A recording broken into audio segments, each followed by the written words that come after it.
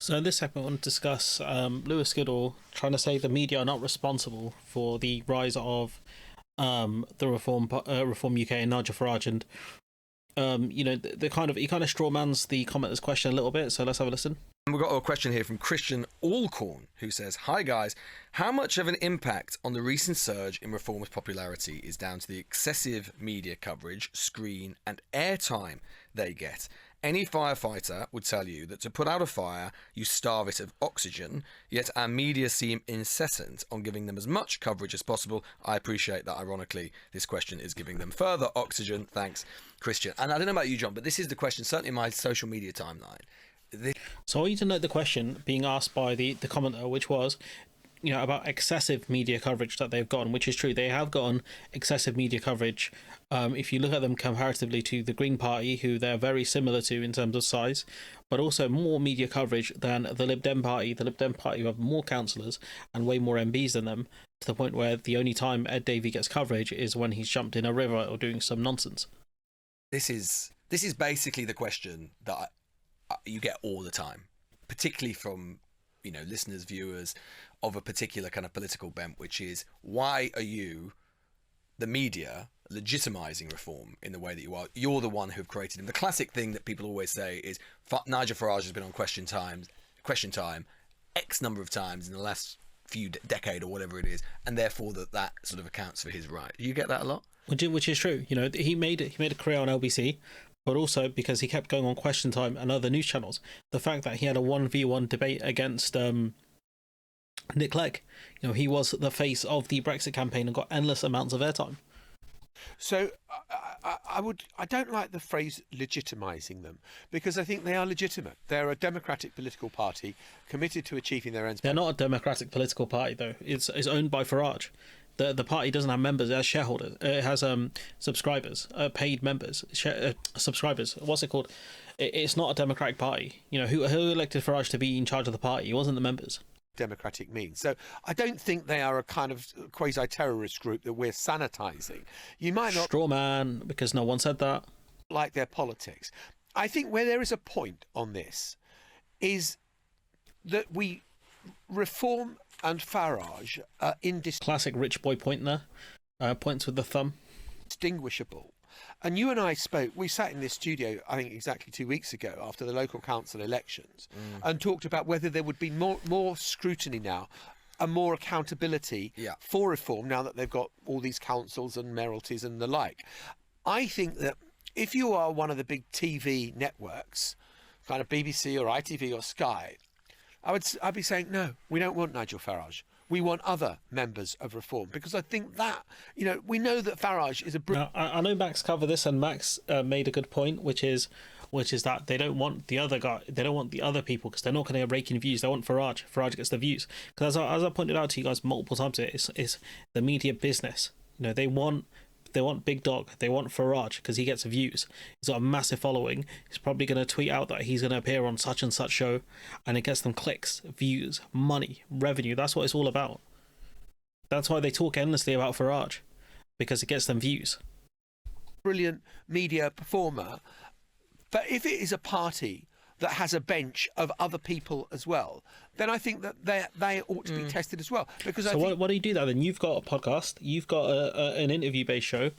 Why don't you bring on one of the B Leagues from Reform? You got Richard Tice, you've got their newly elected MP, you've got Anne Widdecombe, you've got maybe a few other people, what's his name, 30p Lee. So why don't you bring on the B Leaguers onto your show? Think that you will see people who aren't as good as Farage and aren't as convincing as Farage, and then you will get the scrutiny to see whether this really adds up as a proper political party. Yeah, I am highly suspicious of the idea that the media can be solely held accountable to blame for the rise of Farage. Well, you are, for a start, because you kept feeding him airtime. And, we'll discuss, not just him, but also the stuff he'll spout. You've got ITV sending a whole camera crew all the way to France to film, asylum seekers coming to the UK. You got look at this whole crew, looking like a Christopher Nolan movie out here, in terms of cinematics. Look at all this, all of this, right? And then when do you see this budget being spent on tackling things like homelessness, or about how bad public services are, or doing really good investigative journalism on topics. Rare. You cover this stuff because it gets you views, clicks. Look at that, 300,000 views in the space of like a week. That's why you guys do this. Like, it's silly. It's silly to have this conversation because, you know, I'm highly suspicious that the media is solely accountable for the rise of Farage. Well, first of all, you are, it's true. And secondly, no one's saying that apart from me. You know, there was the straw man. You know, what the commentator was saying was about excessive media coverage, which is something you didn't actually acknowledge in this video, Goodall. Or indeed any populist force. I think that's a cop-out. I think it's an easy thing to cling to for liberals and for liberalism to think that if only were it not for the media, that this guy wouldn't exist, or that these political ideas would not exist. I mean, it wouldn't really, though, because if you look at Brexit, right, one of the main reasons why Brexit got over the line is because of the massive amounts of media coverage people like Farage were getting, and the endless conversations we had on immigration and immigration figures. It was the media that gave the country Brexit. There is probably an element of truth that there have been times. I mean, look, Farage has definitely got a very supportive media. That is true of all right-wing sort of populist type forces. It's always true that certainly the press, at least, is highly sympathetic potentially to a force like So the press is part of the media, Lewis. I don't know if you missed that bit. So, you know, to make the argument that the media aren't responsible for them, despite the fact that he's had a heavily sympathetic press, which you admit, it's a bit dubious, your argument here. That and has long been. And the press, we know, is very, very powerful in determining what the kind of national agenda is, what the BBC does, what the broadcasters do, and so on. So that is certainly true, and that's been true of all sorts of different political figures on the right. But, like, when people say things like, Nigel Farage is on Question Time again, I'm sorry, like, is that true of Donald Trump? When's Donald Trump ever been on Question Time? But more importantly, to make a good faith argument, when has he been on a news panel show? I don't remember Farage ever going on a news panel show. He's done one-to-one interviews. He did the RNC debates twice, where if there was a panel. But, you know, the argument, like, he's the president of a country. But, you know, when was he ever, like, given a season pass for a news show? Is that true of Marine Le Pen? Is that true? Le Pen, like, again, another presidential candidate going for because their system's different. But Le Pen also won, you know, a significant vote share in France, way more than Farage has ever won. To make these arguments doesn't make any sense, especially when other countries have presidential runoffs. It's a 1v1. It's not a 1v6. True of the suite of populist forces, sometimes occasionally on the left, but certainly on the right, that we have seen throughout the West over the last decade. Georgia Malone, you could just go on and on and on.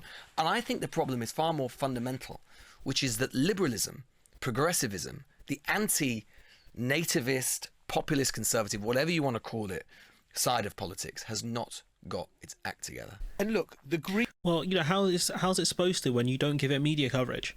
Like, when's the last? How often do you have Green Party MPs on, compared to how often do you have Farage and people like that on? Like, you guys are meant to be able to control who you interview, but, you know, how often do you have the Green Party on? How often do you actually give media coverage to multiple different parties and discuss them properly? I doubt you do, buddy. Grievances exist. The grievances about illegal immigration, say, small boats arriving, exist independently of Farage. They may be No, because he brings it into the national media. Look at this. being exploited in a more successful way politically and electorally by Farage. But to say to the British people, well, you're just wrong about that. And that is where liberalism will really fail. Yeah, it's pathetic. This stuff's pathetic. When you got stuff like this, which curry house is open? Nigel Farage and Marina Hyde go for a pint.